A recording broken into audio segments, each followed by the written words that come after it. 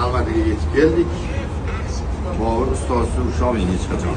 Yetib keldik, kalishdik mana Turpa Paddechga. Mana keldik.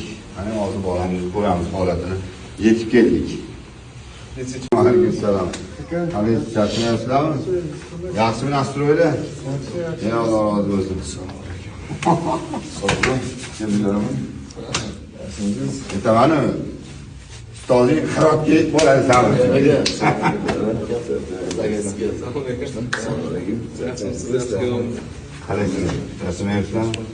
Yaxshimi nastroy? Yo'ski, 5 yillik nastroy. Xudo xolasa g'alabani aringdan bo'ladi. Har doim ustoz, shogird har doim birgalikda mana yetib keldik.